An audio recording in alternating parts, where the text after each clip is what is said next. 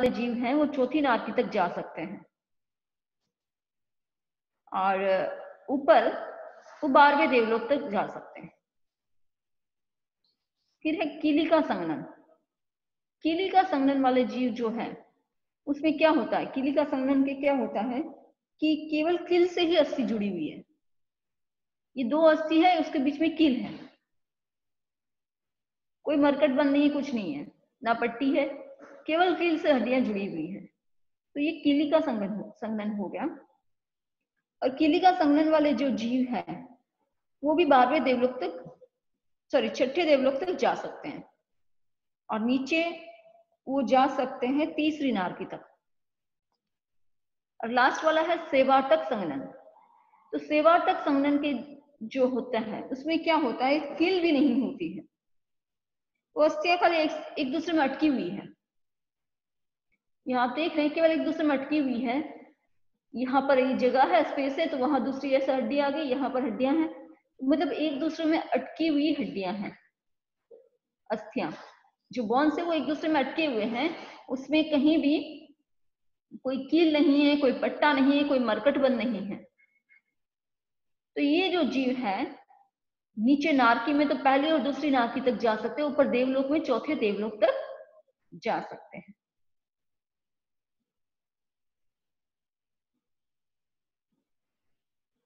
अब हम आगे करते हैं जो कल जहां से हमने छोड़ा था।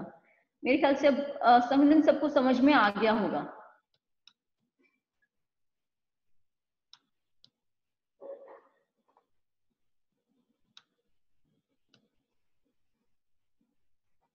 हमने यहाँ पर छोड़ा था, और ये 24 तीर्थंकर के नाम तो अभी जो वर्तमान अवसर पीढ़ी काल के 24 तीर्थंकर, तो ये तो उपयोग से सबको आते होंगे, और किसी को कच्चे हो गए हैं, कुछ थोड़ा सी विस्मृति सी हो गई है तो वो पक्की कर लेंगे, क्योंकि अपने जो 24 तीर्थंकर कहते हैं हम, तो उनके नाम अपने को याद होने चाहिए। फिर है तीर्थंकर के 34 अतिशय होते हैं। तो ये 34 अतिशय में क्या होता है कि जो 4 अतिशय है वो जन्म के साथ ही होते हैं उनके पास, 11 अतिशय वो कर्म क्षय जन्य है, और 19 अतिशय जो है वो देवकृत होते हैं। तो जन्म के साथ कौन से हो गए, तो जैसे सबसे पहला है उसके शरीर का, उनके शरीर का जो रंग रूप है, गंध है, वो अद्भुत होती है, और शरीर में रोग पसीना और मैल नहीं होता है कभी। अपने शरीर में ये सब कुछ हो सकता है, रोग भी हो सकता है, पसीना भी आ सकता है, मैल भी आता है शरीर पर वो नहीं होता है तीर्थंकर के शरीर पर। और उनका रूप और जो शरीर की गंध है वो बहुत अच्छी होती है। जैसे हम भगवान महावीर के का वर्णन सुनते, उनका जीवन जब पढ़ते हैं तो उसमें हमें सुनते हैं, पढ़ते हैं कि उसमें उनके शरीर की सुगंध से भंवरे उनकी तरफ आकर्षित हो जाते थे। जब वो ध्यान में खड़े, शरीर की इतनी ज्यादा सुगंध होती थी कि भंवरे उनको आकर्षित हो जाते थे और उन पर मंडराने लग जाते थे। और उनका जो श्वास है वो भी कमल के समान सुरभित होता है। उनका रक्त जो है वो गो के दूध की भांति सफेद तथा मांस गंध रहित होता है। और उनका आहार और निहार जो भी है वो हम इन आंखों से नहीं देख सकते हैं। तो ये तो उनके जन्म के साथ ये फर्स्ट 4 जो है वो जन्म के साथ ये 4 अतिशय होते हैं। फिर है कि कर्म क्षय। कर्म क्षय मतलब जब वो तीर्थंकर बन गए हैं, 4 घाती कर्म का क्षय कर लिया है, तब की बात है। तो उनके 1 योजन मात्र भूमि में कोटि कोटि मनुष्यों, देवों तथा तिर्यंचों की स्थिति हो जाती है। 1 योजन में ही कोटि कोटि में करोड़ करोड़ मनुष्य, देव, तिर्यंच सब वहां आ जाते हैं, रुक जाते हैं, मतलब रह सकते हैं। और दूसरी कि वो अर्धमागधी भाषा में देते हैं उपदेश, तो वो एक ही भाषा में उपदेश देते हैं। और दिगंबर परंपरा ये मानती है कि वो केवल ध्वनि करते हैं। श्वेतंबर परंपरा के अनुसार वो अर्धमागधी भाषा में उपदेश देते हैं, किंतु सबको अपनी अपनी भाषा में समझ में आने लग जाता है। जो भी अपनी भाषा है उस भाषा में अपने आप परिणत हो जाती है, और उनकी वाणी जो है 1 योजन तक एक जैसे सुनाई देती है। अपन अगर बोलते हैं, हम बोलते हैं, तो क्या होगा, अगर माइक वगैरह नहीं लगा हुआ तो आगे वाले को तो अच्छे से सुनाई देगा, जैसे जैसे दूर होगा वैसे हमारी वाणी क्या होगी, पीछे वालों को धीरे सुनाई देगी। पर तीर्थंकर के क्या होता है, 1 योजन तक वो वाणी पूरी अच्छे से सुनाई देती है, एक जैसी सुनाई देती है। और इनके सिर के पिछले भाग में सूर्य मंडल की शोभा के समान भामंडल तेज पुंज होता है। हम फोटो में भी देखते हैं कि सिर के पीछे एक सर्कल होता है और वो एकदम चमकता हुआ दिखाते हैं, उसको भामंडल कहते हैं। 125 योजन तक ज्वर आदि रोग नहीं होते। जहां भी तीर्थंकर विराज रहे होते हैं तो उसके आसपास 125 योजन तक कहीं भी ज्वर मतलब बुखार वगैरह कुछ भी नहीं है, किसी को ज्वर मीन्स फीवर वगैरह कुछ भी नहीं आएगा। जाति संबंधी वैर रखने वाले प्राणी भी विरोध हो जाते हैं। जो जन्मजात बैरी कहते हैं वो प्राणी भी उस समय एकदम खुद का विरोध भूल जाते हैं। समझी जी, हाँ, योजन का माप क्या है? आज के इसमें योजन कितना लंबा है, कितना उसका क्या माप है आज? हाँ,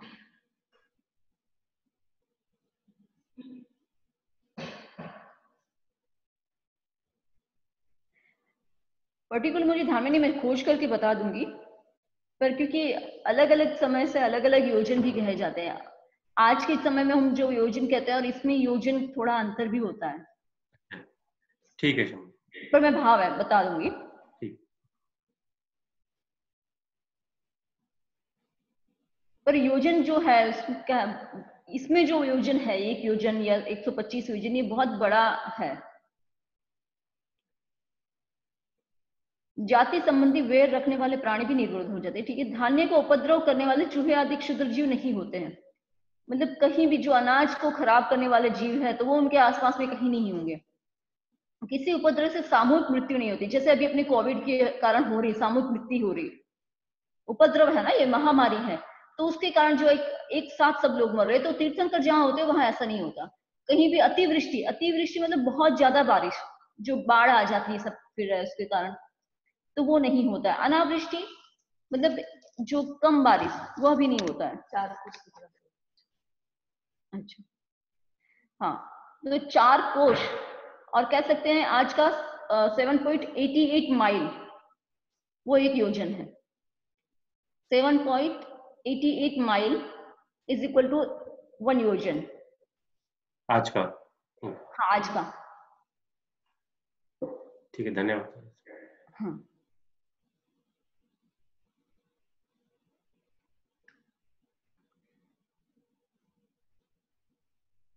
तो अतिवृष्टि अनावृष्टि ये कुछ भी नहीं होता है।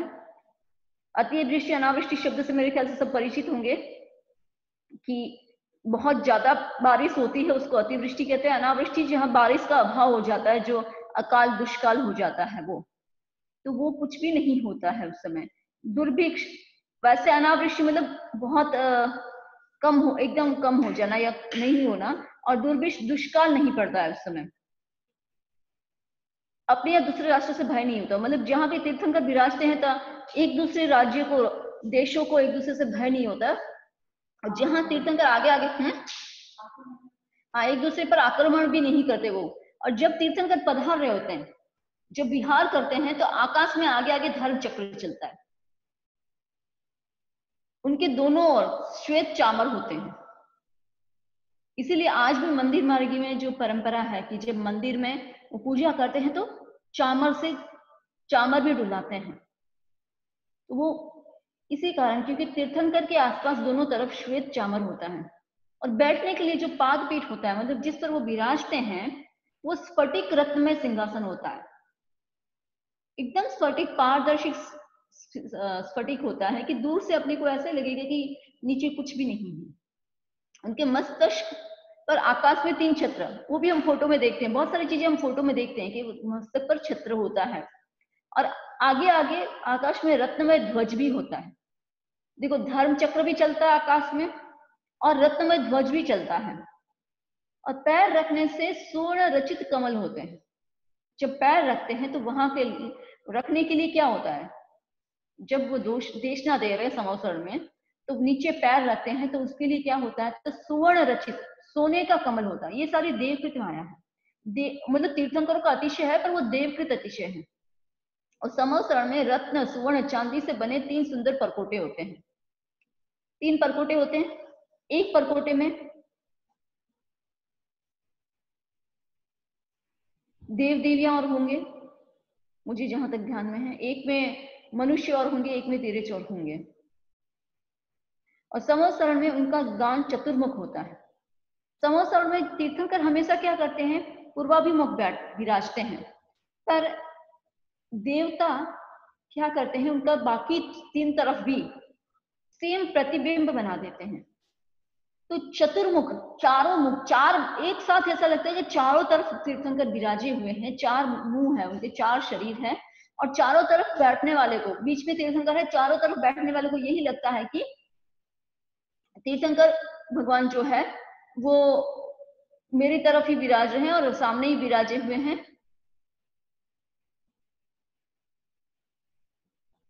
और उपदेश दे रहे हैं। फिर चैत्य नामक अशोक वृक्ष होता है, जो जिस वृक्ष के नीचे तीर्थंकर विराजते हैं वो चैत्य वृक्ष, अशोक वृक्ष कहा जाता है। चैत्य नाम का, अशोक वृक्ष भी अलग अलग तरह के होते होंगे, तो उसमें एक चैत्य नाम का जो अशोक वृक्ष होता है वो होता है। अब कांटों का मुख नीचे की ओर हो जाता है। जब भी तीर्थंकर कहीं भी पधारते हैं तो उनके आसपास का जो क्षेत्र है वहां कहीं भी कांटे वगैरह है वो सारे अधोमुख, अगर ऊपर है तो वो चुभेगा और अपने आप वो अधोमुख हो जाते हैं। दुंदुबी का स्वर उच्च स्वर से युक्त होता है। जब तीर्थंकर पधारते हैं तो जो देव दुंदुबी होती है वो भी उच्च स्वर से युक्त होता है। पेड़ अत्यंत झुके हुए रहते हैं। पेड़ बहुत ही ऐसे सीधे हैं, पर जब तीर्थंकर जहां होते हैं तो ऐसे समझ लो कि उनमें भी एक वो अध्यवसाय से वो अपने पकड़ रहे हैं कि हाँ कोई ऐसी दिव्य आत्मा आई है, तो पेड़ भी झुक जाते हैं। वायु जो होती है वो अनुकूल चलती है। पक्षीगण प्रदक्षिण क्रम से उड़ते हैं, मतलब दाहिने, जो प्रदक्षिणा का क्रम है ना, दाहिने से दाएं से बाएं, राइट टू लेफ्ट, तो उसी क्रम से वो उड़ते हैं उस समय पक्षी भी। और घुटने तक ऊंची 5 रंग वाले फूलों की वृष्टि होती है। जब तीर्थंकर पधार रहे होते तब ये 5 रंग वाले, पर वो सारे अचित फूल होते हैं। वो फूलों की वृष्टि तो होती है पर वो सारे अचित फूल होते हैं। और तीर्थंकरों के समय वो होती थी तो कुछ कुछ परंपरा मुझे लगता है उसके कारण भी आ जाती है, उसका अनुकरण के साथ आ जाती है। पर उनके समय देवता करते थे और अचित फूलों की वर्षा करते थे। कहीं कहीं उस रूढ़ी को अपनाने से आज कई जगह हम सचित फूलों को भी यूज करने लगे हैं, कई जगह कहीं कहीं परंपराओं में। फिर बाल, रोए, दाढ़ी, मूछ और नख नहीं बढ़ते हैं। तीर्थंकर के कभी भी ये जो शरीर में अपनी बढ़ने वाली चीजें वो कभी नहीं बढ़ते हैं। और पास में 1 कोटि चतुर्विद देवों का निवास होता है। हमेशा तीर्थंकर बनने के बाद 1 करोड़ चतुर्विद, मतलब 4 प्रकार के जो देव है ना, तो कम से कम 1 करोड़ देव उनके पास हमेशा निवास होता है। और जो ऋतुएं हैं, जो सीजन है, हर सारी सीजन वो हमेशा अनुकूल रहती है उनके। कहीं भी वैसा कुछ नहीं होता है कि अनुकूल नहीं है।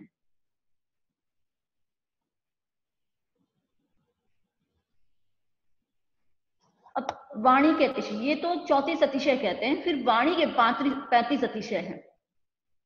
उसमें से सारे नहीं दिए, यहाँ पर कुछ दिए हैं कि उनकी वाणी सुसंस्कृत और लक्षण युक्त होती है। वाणी ग्रामीण जनों की तरह तुच्छ नहीं होती है, मेघ ध्वनि के समान गंभीर होती है, हर कोई समझ सके ऐसी सीधी और सरल होती है, पूर्वापर विरुद्ध नहीं होती है।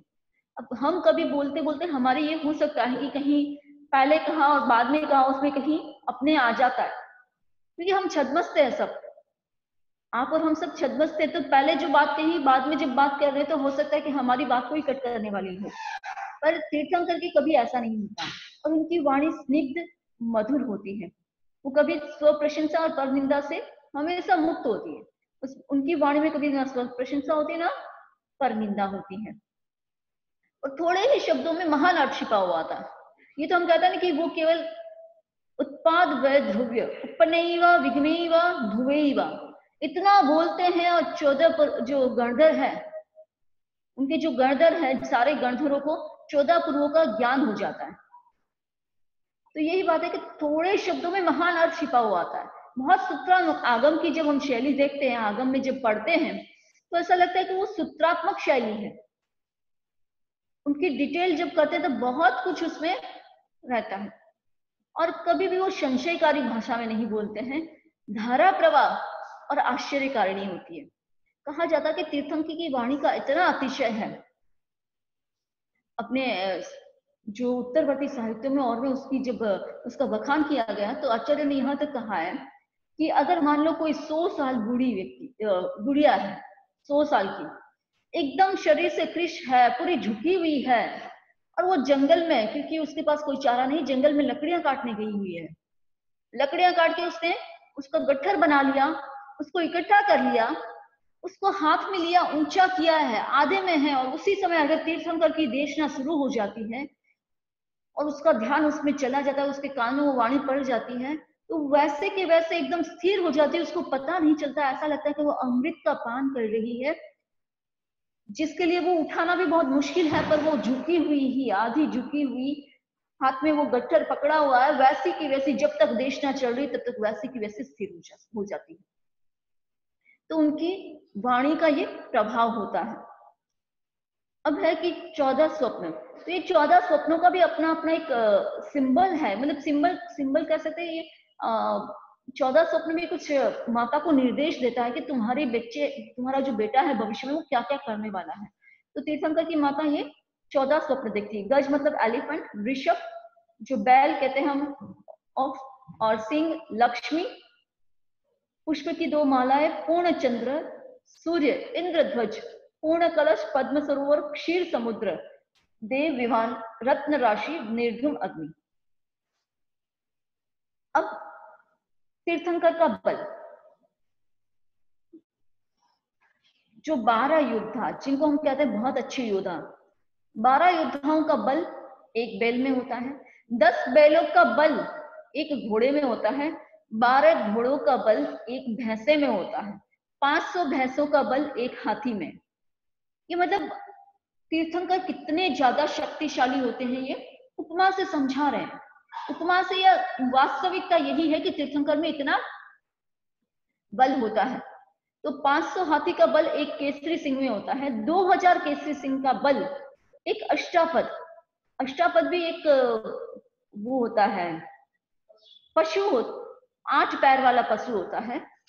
शायद मुझे लग रहा है वो हमारे यहाँ पर नहीं है, वो यहाँ से कहीं और होता होगा। और 10 लाख अष्टापद का बल एक बलदेव में होता है, 19 लाख अष्टापद का बल एक प्रति वासुदेव में होता है, 20 लाख अष्टापद का बल एक वासुदेव में होता है, 2 वासुदेव का बल एक चक्रवर्ती में होता है, 1 करोड़ चक्रवर्ती का बल एक देव में होता है, और 1 करोड़ देवों का बल एक इंद्र में होता है। ऐसे अनंत इंद्र मिलकर भी तीर्थंकर की कनिष्ठ अंगुलियों को भी नहीं झुका सकते। आप लोगों को अगर ध्यान में होता, अरिष्टनेमी की वो घटना श्री कृष्ण के साथ घटी थी। अरिष्टनेमी श्री कृष्ण से छोटे थे, और एक बार चलते चलते उनके जो आयुधशाला था वहां चले गए, और उनका शंख उठा के बजाया इतना तेज, श्री कृष्ण को लगा कि ये इतना, वो उस शंख को कोई नहीं बजा सकता, उतनी शक्ति चाहिए वासुदेव के अलावा। अगर वासुदेव से कोई ज्यादा बलवान है तो वही बजा सकता है, वरना कोई नहीं बजा सकता। तब श्री कृष्ण ने उनके बल की परीक्षा करने के लिए कहा कि चलो तुम मेरा ऐसा हाथ रखा और कहा मेरे हाथ को झुका कर दिखाओ। और अरिष्टनेमी तीर्थंकर से भावी, तो उनका तो ऐसा बल था, हल्का सा किया और हाथ झुका दिया। अब अरिष्टनेमी ने कहा चलो मेरा झुका कर दिखाओ। वो भी ऐसे हाथ करके खड़े हो गए, श्री कृष्ण उनके हाथ पर पूरा लटक गए, पर वो उसको टस से, मतलब इतना सा एक रत्ती भर भी नहीं हिला सके। तो क्योंकि चक्रवर्ती वो तो वासुदेव थे, अगर हम यहाँ पर देख रहे हैं कि वासुदेव से तो उसका उनका कितना अनंत गुना बल है तीर्थंकर का, और इसीलिए तो वो केवल एक ताजा जन्मे हुए, एकदम तुरंत जन्मे हुए बच्चे के रूप में भी भगवान महावीर ने अपने अंगूठे से वो पूरा मेरु पर्वत को हिला दिया था, पूरा प्रकंपित कर दिया था, जो मेरु पर्वत कैसा भी प्रलय काल हो उसमें भी नहीं हिलता है। तो इसलिए तीर्थंकर का जो बल है वो इतना बहुत ज्यादा है। अब तीर्थंकर नाम गोत्र बंध के हेतु क्या है? तीर्थंकर गोत्र का बंधन कब करता है जीव? तो उसके 20 कारण बताए हैं। हेतु मीन्स कारण, और ये जो बंध है वो पुण्य की सर्वोत्कृष्ट प्रकृति है। जो भी कोई भी अच्छी जगह मिलता है, अच्छी जगह जीव जाता है तो वो पुण्य के कारण जाता है। तो सबसे जो हाईएस्ट स्टेज जो है पुण्य की वो क्या है? तीर्थंकर नाम गोत्र का बंधन, जो निकाचित बंधन होता है। वो हो सकता है ऐसा कहा जाता है शिथिल बंधन तो हमने कई बार किया होगा, थोड़ा बहुत वैसे पुद्गल तो इकट्ठे किए होंगे, पर वो उसमें इतना उत्कृष्ट हम नहीं कर पाए तो उसको फिर थोड़ा बहुत किसी में भोग लेते हैं। पर जब ये जो एकदम निकाचित तीर्थंकर गोत्र का बंधन होता है उसमें पुण्य की सर्वोत्कृष्ट प्रकृति लगती है, इतना पुण्य होता है, तब जाके कोई तीर्थंकर बनता है। तो इसके 20 कारण है। अर्हत वत्सलता, मतलब अर्हत की बहुत उत्कृष्ट भावों के साथ कोई अगर आराधना करता है, अर्हत तीर्थंकरों की, सिद्धों की उत्कृष्ट भावों के साथ आराधना करता है उनकी, तो वो दूसरा कारण है। प्रवचन वत्सलता, प्रवचन वत्सलता कहने का मतलब, प्रवचन मतलब जो भगवान की वाणी है, जो सिद्धांत है, जो भगवान ने सिद्धांत दिए उनका गुणगान करना, उस पर अहोभाव होना। एक तो होता है उसमें संशय हो जाता है, और एक उनको अहोभाव के साथ देखना और उससे अहोभाव होना कि अरे कितना महान, कितने अच्छे सिद्धांत है, और जितना जितना जहां भी संभव हो उनको अपने आप में अहोभाव के साथ उसका गुणगान करते रहना, जहां भी मौका मिले वहां वो गुणगान करते रहते हैं। वो हो गई प्रवचन वत्सलता। गुरु वत्सलता, धर्म गुरु का विनय, धर्म गुरु का जब उत्कृष्ट विनय करता है कोई जीव, यह सारे उत्कृष्ट की बात है। जब उत्कृष्ट विनय करता है, एक सहज विनय है पर भीतर में इतना भाव नहीं है, जो व्यवहार से कर रहे हैं वो कर रहे हैं, पर एक भीतर में एकदम उत्कृष्ट विनय के साथ कर रहे हैं, उस समय अगर पुण्य का बंध होता है, ये कोई उस समय ये कोई गोत्र बंधने वाला, तो तीर्थंकर गोत्र बंध हो सकता है। स्थविर वत्सलता, स्थविर क्या हो गया? स्थविर किसे कहते हैं? जो वृद्ध हैं, बड़े हैं। तो स्थविर 3 तरह के हो गए। एक ज्ञान स्थविर होते हैं, जिस वृद्ध कह दो या स्थविर कह दो, दूसरे वयोवृद्ध, वय स्थविर और पर्याय स्थविर। ज्ञान स्थविर या वृद्ध का मतलब हो गया कि जिनके पास मेरे से ज्ञान ज्यादा है, हो सकता है वो मेरे से दीक्षा में और उम्र में छोटे हो, पर ज्ञान उनसे मेरे से बहुत ज्यादा है, तो वो मेरे से ज्ञान में बड़े हैं, तो उसके लिए मैं उनका विनय करती हूँ कि उनसे मुझे ज्ञान मिल रहा है, वो मेरे से ज्ञान में बड़े हैं, उनके पास बहुत अच्छा ज्ञान है, उनका ज्ञान निर्मल है। एक वय में वृद्ध, हो सकता है वो उनके पास ज्ञान भी नहीं हो, दीक्षा पर्याय में भी मेरे से बाद में दीक्षा ली हो, पर उम्र में बड़े हैं, तो उनका विनय करना, उनका भी सम्मान रखना उत्कृष्ट भावों के साथ। और तीसरा हो गया पर्याय वृत्त, पर्याय मतलब संयम पर्याय में, जो मेरे से उम्र में या ज्ञान में कम हो सकते हैं पर संयम पर्याय में मेरे से बड़े हैं, तो उनका भी विनय रखना। तो ये जो है कि स्थविर साधुओं का विनय, 3 तरह के स्थविर हो गए, उनका उत्कृष्ट भावों के साथ विनय करता है जो, तो वो भी तीर्थंकर गोत्र का बंधन कर सकता है। छठा है बहुश्रुत वत्सलता, जो बहुश्रुत साधु है उनका विनय करना। बहुश्रुत किनको कहते हैं? जिनके पास आगमों का गहन ज्ञान होता है, वो बहुश्रुत होता है। तो जो भी बहुश्रुत साधु है उनका उत्कृष्ट भावों के साथ विनय करना। फिर तपस्वी वत्सलता, तपस्वी के उत्कृष्ट भावों के साथ सेवा और भक्ति करना। भाई मैं तो तपस्या नहीं कर सकती हूँ, पर ये तपस्या कर रहे हैं, मैं इनको सहयोग तो दूं। और उत्कृष्ट भावों के साथ जब जीव उनकी सेवा और भक्ति करता है। अभिक्षण ज्ञानोपयोग, ज्ञान में सतत जागरूकता, बिल्कुल भी प्रमाद नहीं, आलस्य नहीं, जैसे जितना मौका, जितना एकदम अलर्टनेस के साथ ज्ञान में एकदम जागरूकता के पूर्वक ज्ञान करना। दर्शन विशुद्धि, वीतराग द्वारा उपदिष्ट तत्वों में निर्मल रुचि, मतलब भगवान ने जो तत्व बताए हैं उसमें एकदम निर्मलता के साथ, एकदम सहजता के साथ उसमें इंटरेस्ट जगाना, उसमें कहीं डाउट नहीं, कुछ नहीं। विनय, विनय संपन्नता, सहजता से विनय, सब चीज के लिए विनय है, सब जगह विनय है। आवश्यक, सामायिक आदि 6 आवश्यक का भाव पूर्वक अनुष्ठान करना। जैसे कहते हैं ना कि श्रावक को, साधु के लिए तो कंपलसरी है, और श्रावक को भी हो सके तो रोज प्रतिक्रमण करना चाहिए। अभी जो पंचाचार की हमने साधना का कहा तो उसमें कहा है कि हो सके तो सुबह या शाम दोनों में से एक टाइम प्रतिदिन, एक ये डाला है संकल्प, अगर कोई कर सके तो प्रतिदिन सुबह या शाम एक समय कम से कम प्रतिक्रमण करना। तो ये प्रतिक्रमण जब करते हैं, 6 आवश्यक का जब भावपूर्वक अनुष्ठान करते हैं, उसमें तल्लीन होकर करते तो जीव बहुत अनंत अनंत कर्मों की निजरा करता है। तो वो करना। शील व्रत विशुद्धि, शील व्रत के एकदम विशुद्ध रूप से उसका पालन करना। जैसे सुभद्रा सती पर कलंक आया था और उनका शील व्रत इतना विशुद्ध था कि वो कच्चे धागे से चालनी में उसका पानी ठहर गया।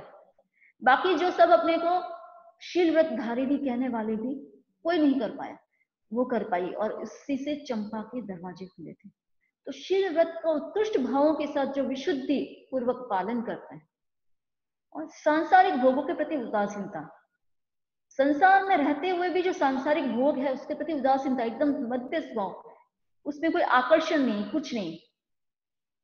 तप, अनशन आदि तप करना, जो 12 प्रकार की 10 प्रकार की तपस्या कह लो या 12 उसमें वो तप करना, वो भी एक कारण है तीर्थंकर गोत्र बंधन का। त्याग, साधु को ऐश्वर्य दान देना, क्योंकि साधु को जब प्रासुक दान देते हैं और उत्कृष्ट भावों के साथ देते हैं तो यह भी एक बहुत बड़ा निमित्त बनता है।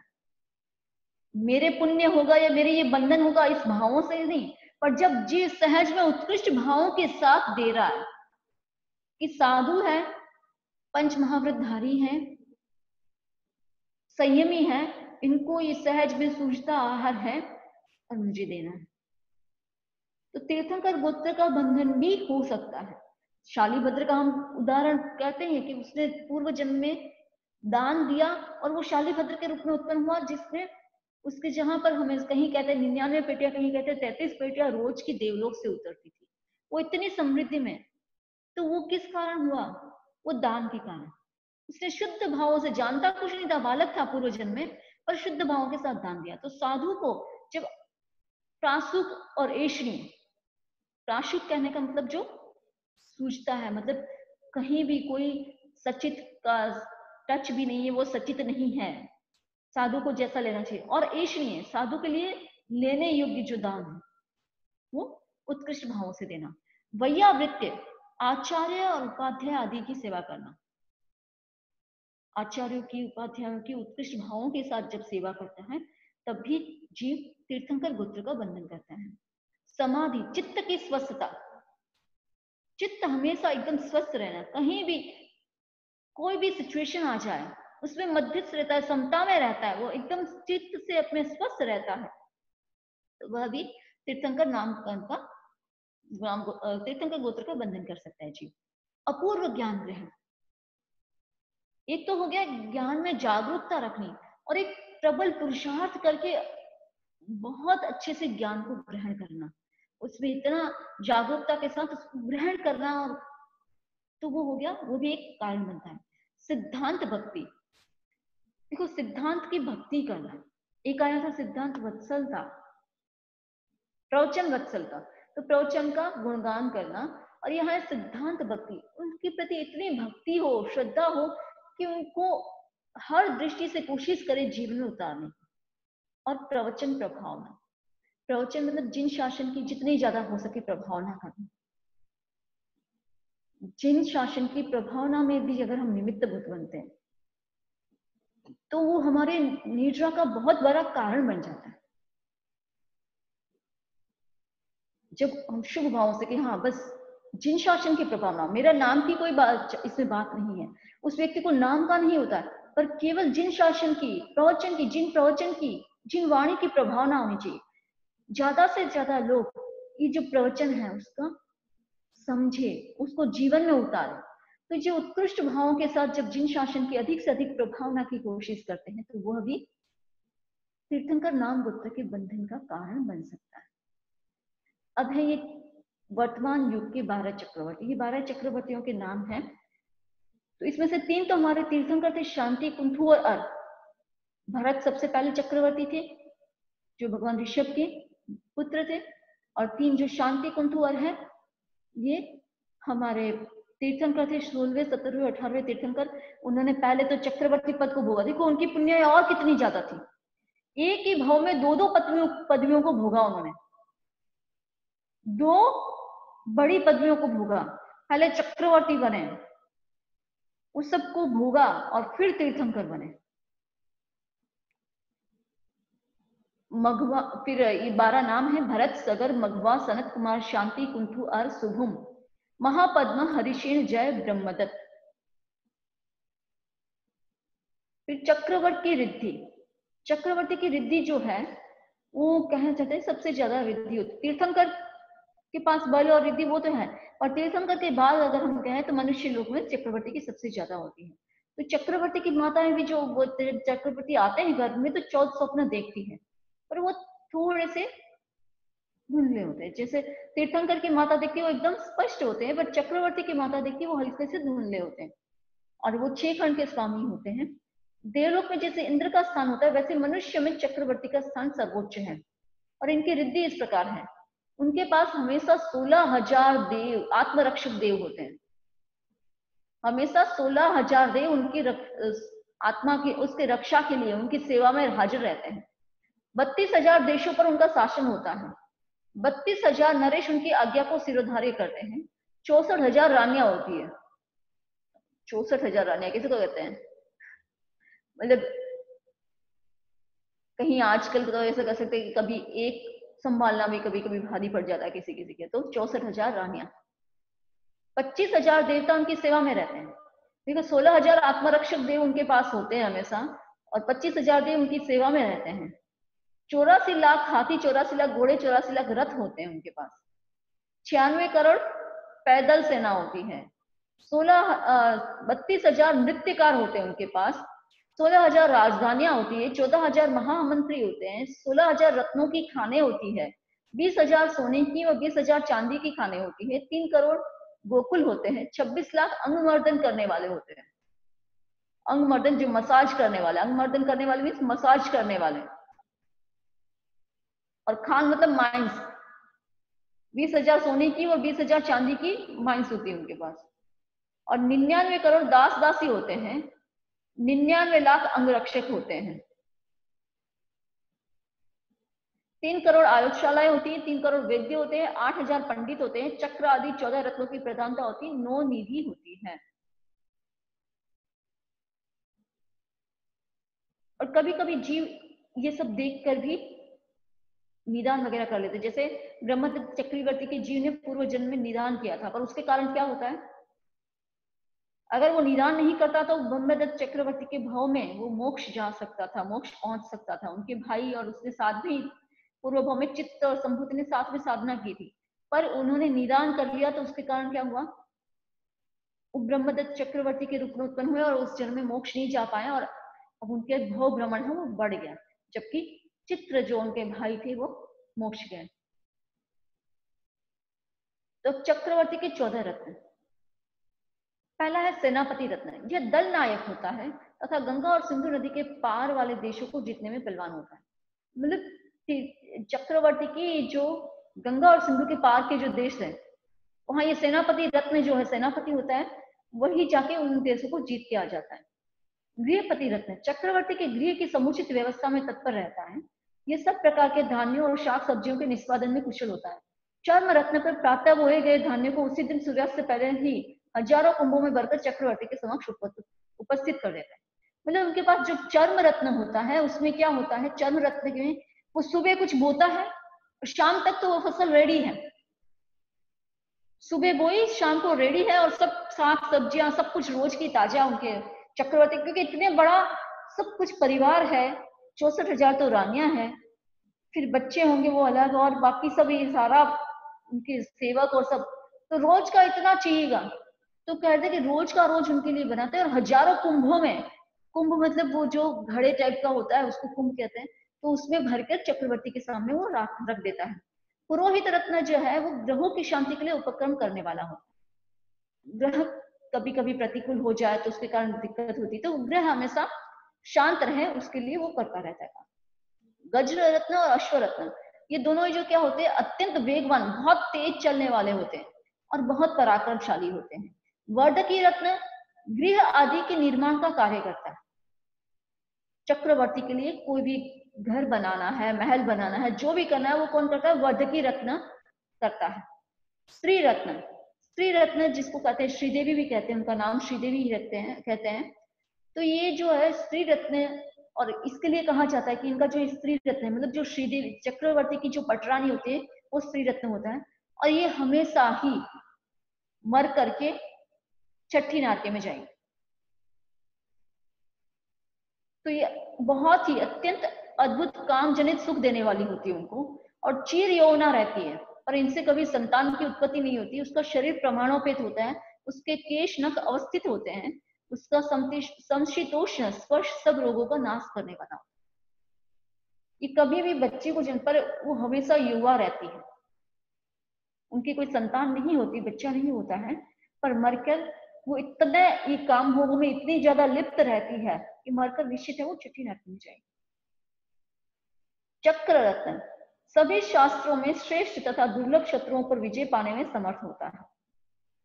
यह 1000 देवों के अधिष्ठित होता है। यह चक्रवर्ती और सेना के आगे आगे चलता है तथा प्रत्येक योजन पर जाकर रुक जाता है। 1000 देवों से अधिष्ठित होने का मतलब कि 1000 देव उसको नियंत्रण में रखते हैं, उसको सारा आगे आगे चलाते हैं। वो इतना बड़ा और ऐसा होता है, 1000 देव उसको नियंत्रित करते हैं। उसका अधिष्ठायक देवी देवता होते हैं, देव होते हैं। छत्र रत्न धूप हवा वर्षा से बचाने में समर्थ होता है। यह गर्मी में ठंडी और सर्दी में गर्म छाया देता है। यह महामूल्यवान 99,000 स्वर्ण शलाकाओं से परिमंडित होता है। परिमंडित मतलब उससे मंडा हुआ है। स्वर्ण शलाका, सोने की शलाकाएं उसमें लगी हुई होती है 99,000। चर्म रत्न 12 योजन लंबे चौड़े छत्र के नीचे प्रातः काल बोए गए शाली आदि बीजों को मध्याह्न में उपभोग योग्य बनाने में समर्थ है। यह अभेद्य कवच के रूप में होता है। जो आगे कहा कि वो जो गृहपति रत्न जो करता है वो किस पर करता है, चर्म रत्न पर करता है, वही चर्म रत्न है। और इससे यह भी है कि नदी और समुद्र आसानी से पार हो सकते हैं।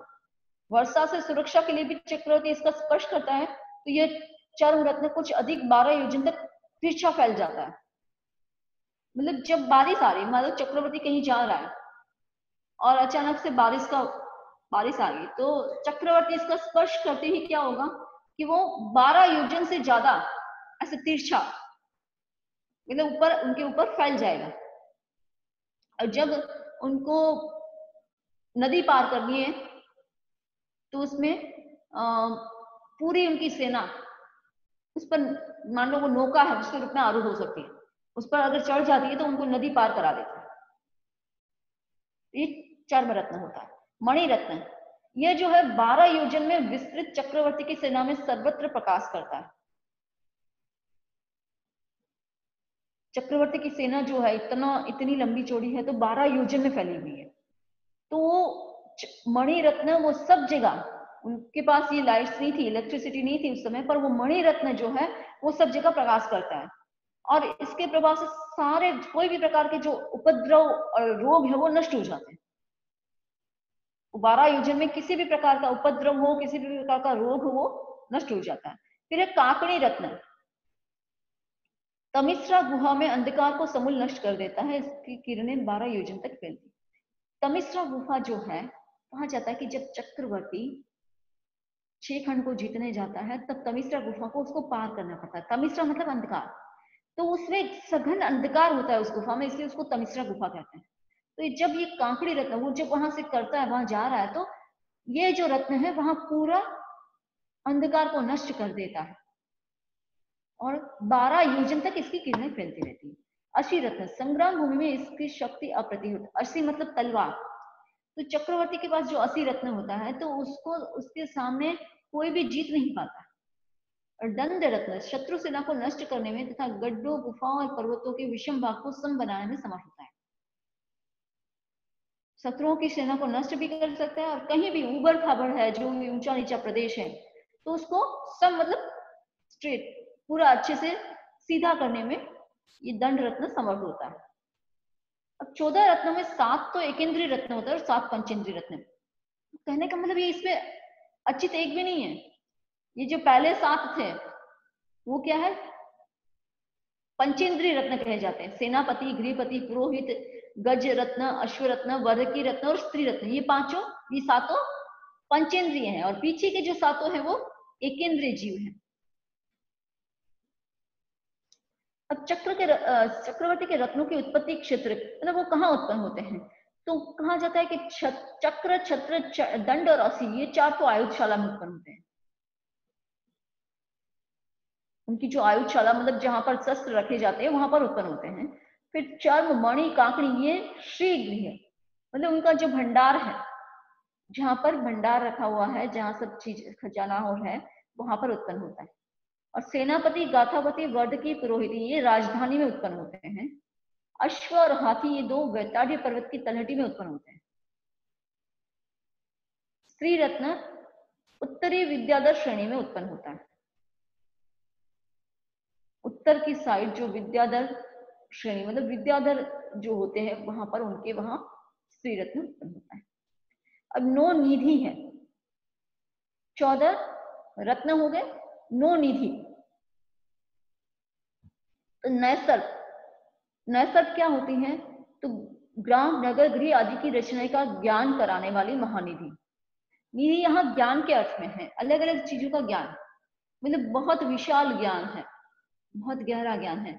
तो नैसर्ग जो है, नैसर्ग नाम ये जो नाम की जो निधि है, महानिधि है, वो क्या करती है, ग्राम, नगर, गृह आदि की रचना कैसे करनी होती है उसका ज्ञान कराती है। फिर पांडुक महानिधि है, वो क्या है, गणित की उत्पत्ति, मान उन्मान का प्रमाण और धान्य और बीजों की निष्पत्ति का ज्ञान कराती है। मतलब धान्य कैसे होंगे, उसके बीज कैसे होंगे, उसकी निष्पत्ति कैसे होगी, वो कौन सा बीज कैसा फल देगा, ये सब चीजों का जो ज्ञान है वो पांडुक महानिधि से होता है। पिंगल से क्या होगा, स्त्री, पुरुष, घोड़े और हाथियों की समस्त आभरण विधि का ज्ञान करा। स्त्री को कैसे आभूषण पहनने चाहिए मतलब ज्वेलरी पहननी चाहिए, पुरुष के लिए कैसी ज्वेलरी होनी चाहिए, घोड़े और हाथियों को कैसे पहननी चाहिए, तो वो सारी आभरण विधि कहने का मतलब हो गया कि कैसी ज्वेलरी किस पर सूट होगी, किसको कैसी ज्वेलरी पहननी चाहिए, कैसे पहननी चाहिए, उसका पूरा नॉलेज होता है इसमें। सर्वरत्न चक्रवर्ती के 14 रत्नों की उत्पत्ति का वर्णन करने वाली महानिधि। ये जो सर्वरत्न महानिधि है वो उनके 14 रत्नों में कहाँ कैसे उत्पत्ति होगी, क्या है उसका, क्या कैसे यूज करना है, वो सारा इसमें ज्ञान होता है। महापद्म रंगीन या श्वेत सभी प्रकार के वस्त्रों की उत्पत्ति और निष्पत्ति का ज्ञान कराने वाले। रंगीन वस्त्र अगर बनाने हैं तो कैसे बनाने हैं, श्वेत वस्त्र, व्हाइट, कलरफुल एंड व्हाइट, कोई भी तरह का अगर कपड़ा बनाना है, वस्त्र बनाने हैं तो कैसे बनाना, उसका नॉलेज महापद्म महानिधि में होता है। फिर काल अतीत और भविष्य के 3-3 वर्षों के शुभाशुभ का काल ज्ञान, 100 प्रकार के शिल्प का ज्ञान तथा प्रजा के लिए हितकर, सुरक्षा, कृषि, वाणिज्य इन 3 कर्मों का ज्ञान कराने वाली मान। भूतकाल के 3 साल और भविष्य के 3 साल मतलब टोटल 6 साल का शुभाशुभ का काल ज्ञान। इस भूतकाल में ये 3 साल में ये यहाँ पर अशुभ था और भविष्य में ये शुभ है या अशुभ है 3 साल में कहाँ क्या, तो उसका ज्ञान हो जाता है। इसीलिए जो उनका एक रत्न जो हमने कहा ना पुरोहित रत्न, वो शुभ का ज्ञान उनको होता है, तो फिर उसके कारण क्या करता है वो कि ग्रहों की कैसे शांति करनी वो सारा उससे करता रहता है। और साथ साथ में शिल्प का ज्ञान, कोई भी शिल्प बनाना है, कोई भी मूर्ति है, वो सब है उसका ज्ञान।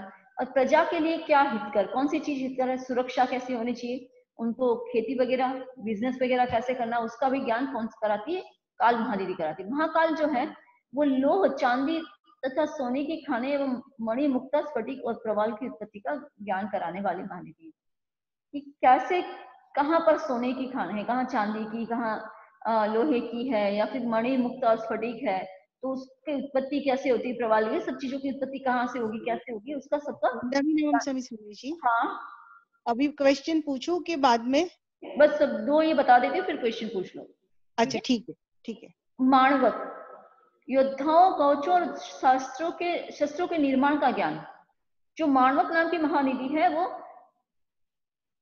सबके कवच का कैसे निर्माण होता है, शस्त्रों का कैसे निर्माण करेंगे, योद्धा के लिए युद्ध नीति क्या होती है, दंड नीति क्या होती है, कैसे करना, वो सारा ज्ञान कराती है।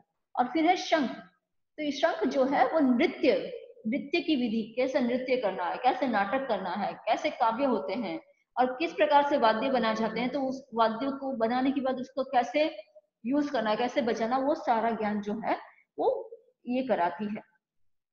हाँ, अब पूछ लो।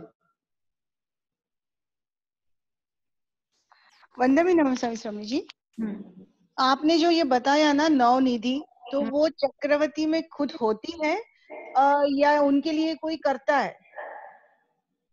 जब वो उनके पास चक्रवर्ती रत्न उत्पन्न होता है तब नौ निधियां भी उत्पन्न होती है। चक्र पैदा होता है उसके साथ ही। हाँ, चक्र पैदा होता है उसके साथ साथ। अच्छा, तो चक्रवर्ती पैदाइशी चक्रवर्ती नहीं होता, वो बाद में जब 6 खंड जीतता है तभी होता है। हाँ, तो उनकी फिर आपने चक्रवर्ती उत्पत्ति होने के बाद ही वो 6 खंड जीत सकता है, पहले नहीं जीत सकता। जैसे अच्छा, भरत चक्रवर्ती के लिए आता है कि जब भगवान ऋषभ को केवल ज्ञान हुआ, उसी हाँ, समय उनके चक्रवर्ती की उत्पत्ति हुई थी। अच्छा अच्छा, ओके। तो उसका कोई स्पेसिफिक टाइम है कि ये टाइम में ही वो चक्रवर्ती बनेंगे? हाँ, उनका होता है टाइम तो, पर पता नहीं। वो टाइम का वैसे कहीं वर्णन अभी तक पढ़ा नहीं हमने, पर वो होता है चक्र रत्न की उत्पत्ति के बाद ही वो 6 खंड को जीतने जाता है। उससे पहले अच्छा,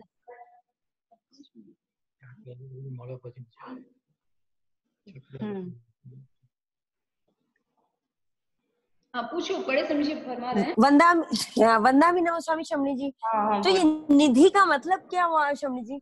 निधि होती है एक तरह का ज्ञान है। यहाँ निधि का अर्थ है ज्ञान, अर्थ है यहाँ निधि का। अच्छा, ज्ञान। हाँ, तो ये क्या होता है, ऐसे कहते हैं कि चक्रवर्ती चलता है ना, जो रथ होता है ना, उसके नीचे एक पेटिका होती है, पेटी जैसी होती है, उसमें पूरे ग्रंथ भी होते हैं, सब कुछ होता है उसमें। और चक्रवर्ती को कैसे तामस गुफा खोलनी है, कैसे आगे जाना है, कैसे क्या करना है, वो सारा का सारा वर्णन उसके अंदर होता है और उससे वो करते हैं। जी वंदामी। हाँ, हो गया। और किसी को पूछना है? कौन? गरिमा जी। वंदामी, मेरा प्रश्न है, मैं एक बार बस सानवी को शांत करने का। हाँ वंदामी, 2 क्वेश्चन थे एक्चुअली मेरे। मैं एक तो ये अपने हर जगह पढ़ते हैं कि तीर्थंकर का आहार और निहार दिखता नहीं है। वंदामी एक सेकेंड ना। ओके, सॉरी वंदामी, वो सानवी। हाँ, एक तो आहार और निहार दिखता नहीं है अपने बोलते हैं तीर्थंकर का। तो फिर अपने जो ये अक्षय तृतीया का आता है कि ऋषभ देव भगवान ने इक्षुरस पिया था, तो ये मेरे को थोड़ा कंफ्यूजन रहता है। ये मैं इसमें क्या है, 2 परंपराएं मानी जाती है। अच्छा, एक परंपरा तो मानती है केवली भुक्ति, यानी खाते हैं, सब कुछ होता है, गोचरी भी होती है उनके लिए। और एक परंपरा कहती है उनका कुछ भी दिखाई नहीं देता। इसलिए 2 परंपराएं अलग अलग है। जो परंपराएं मानते हैं वो तो इक्षुरस का पाना मानते हैं, हालांकि पाने को सभी मानते हैं, और बात यही है, 2 परंपराएं तो अलग अलग मान्यताएं हैं।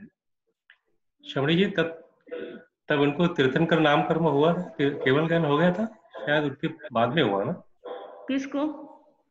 ऋषभ देव भगवान को। ऋषभ को नहीं हुआ था उस समय केवल ज्ञान। हाँ, तो वो तो फिर ले सकते थे ना, तभी तीर्थंकर नहीं थे अभी। नहीं, वो तो इसमें आता है ना कि जन्म के समय वो से तो ये जन्म 4 से ही चीजें वो रहती मानते हैं, उसको तो जन्म से ही मानते हैं।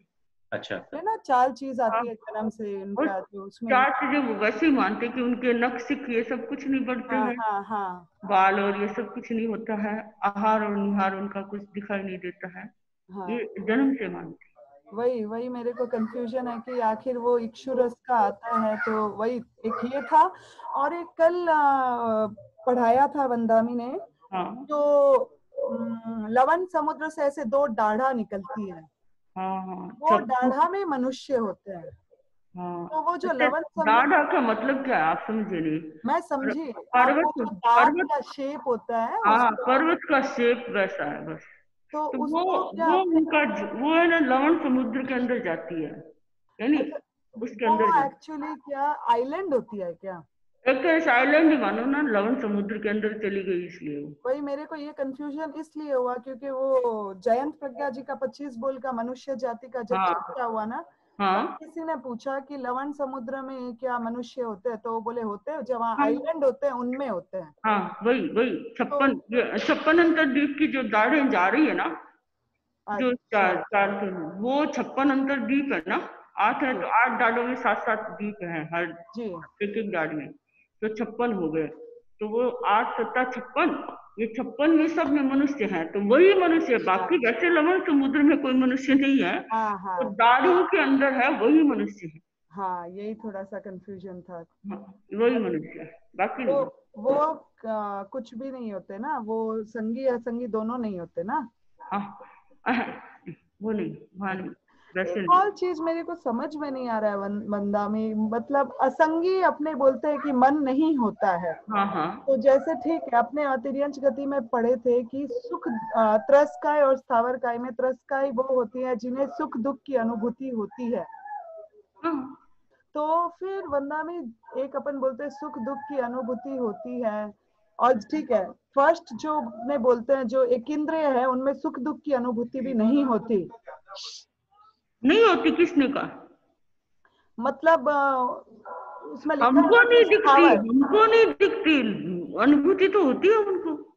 तो हमें तो द्विइंद्रिय की भी नहीं दिखती, त्रिइंद्रिय की भी। अपन तो किसी की नहीं देखेंगे ना, अपन तो अपना जो करना है वही करते हैं ना। आदमी तो आदमी आदमी की भी नहीं देखता है, तो इसका मतलब तो थोड़ी है कि असंगी उनको अनुभूति होती है। असंगी होते हैं, मन नहीं होता है, लेकिन अनुभूति होती है उनमें। अनुभूति तो सबको ही होती है, दुख सुख दुखी। तो उसी कारण से उनका कर्म बंधन होता है क्या? हाँ, वही निमित्त बनता है क्या उनके कर्म बंधन का? हाँ, वो अच्छा भी बनता है। वनस्पति और तो क्या संग्रह भी करती है।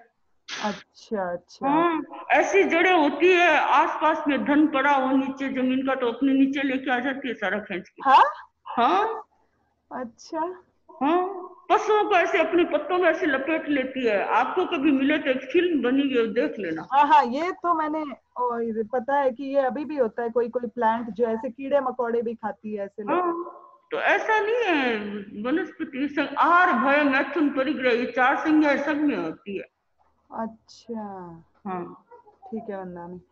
और एक पूछना था, लेकिन हाँ एक इसमें था कि तीर्थंकर के जहाँ होते हैं उसकी शायद 125 योजन तक किसी को ज्वर नहीं होता है वाला हाँ, बात। हाँ, हाँ, लेकिन मुझे ऐसा, फिर अगर इतना कुछ होता है वंदा में, तो फिर देखिए फिर लोगों में ऐसे नेगेटिविटी, जैसे आज देखिए भगवान महावीर पे उनके जवाई नहीं तेजोलेशिया किया, तो फिर वो कैसे रहता है उनमें इतना? दवाई नहीं तेजो ले कब की।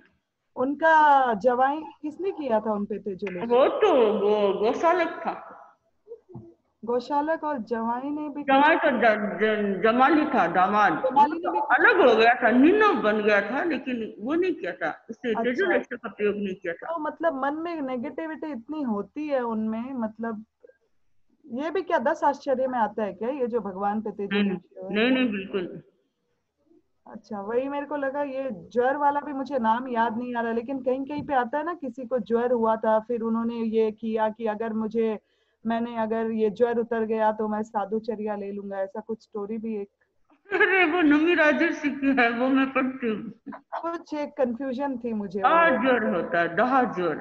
हाँ वो तो लेकिन तीर्थंकर के आसपास नहीं थे ना वो तो। नहीं, नहीं, वो तीर्थंकर के उस समय थे ही नहीं, महावीर के समय के नहीं है वो। अच्छा, तो ये तीर्थंकर के आसपास वालों को किसी की तबीयत खराब नहीं होती थी, ज्वर नहीं होता, कुछ नहीं होता? उनका वो रहता, अतिशय रहता है। अच्छा, वही थोड़ा सा यही सब। ठीक है। ठीक है वंदामी, थैंक यू, आपने सॉल्व किया बहुत कुछ। वंदामी, वंदना में एक क्वेश्चन था। हाँ, बोलिए मेहुल भाई। हाँ, वो जम्बू द्वीप में भरत क्षेत्र रहता है हाँ, जहाँ पे हम है, हाँ, और फिर वो अकर्म भूमि जो आपने बताया था वो 6 हाँ, अकर्म भूमि है, हाँ, हाँ, एक एक तो जम्बू द्वीप में रहती है। हम्म, तो वो मतलब अवसर्पणी काल जो होता है वो हर एक में अलग अलग रहता है क्या? हाँ, मतलब हाँ, हाँ, हाँ, काल अलग अलग है सब जगह, अच्छा एक तरीका नहीं है। महाविद्या में तो हमेशा चौथारा रहता है। अच्छा अच्छा अच्छा, ओके ओके ओके। अच्छा, क्योंकि वहां पे हमेशा योगलिक रहते हैं ना कर्म भूमि। हाँ, तो योगलिक रहते तो वहाँ आरा भी वैसे ही रहता है। ओह अच्छा, तो हमारे हाँ, तो यहाँ पहले 3 आरे में ही रहते हैं अवसर हम ही बदलने वाले हैं, बदलने वाला हम और एयर भट्ट है, भरत और एयर भट्ट में बदलता है सब कुछ। अच्छा बाकी सब जगह परमानेंट है। Permanent, okay okay, thank you so much. ठीक है, मंगल पाठ। हाँ वंदा अम्मी जी, एक रिक्वेस्ट थी कि कल का किसने रिकॉर्डिंग किया, आपने रिकॉर्डिंग किया है तो उनको लोगों को चाहिए था। कल का रिकॉर्डिंग हमने तो किया नहीं भी शायद। आज का मैंने किया है, कल किसी ने रिकॉर्डिंग किया ग्रुप में से? वंदामी मैंने किया, वंदामी सुनील आंचलिया रॉले से। अच्छा हाँ सुनील भाई। ओरलैंडो ग्रुप में तो मैं नहीं डाल सकता हूँ, एडमिन नहीं हूँ, कैसे भेजूंगा मुझे बता देना वंदा।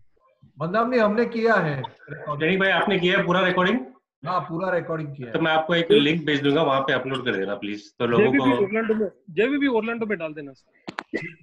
हाँ ठीक है, मैं डाल दूंगा मैं। Thank you. अच्छा है सुनील जी, कैसा आपको सोल्व हो गए सारे क्वेश्चन?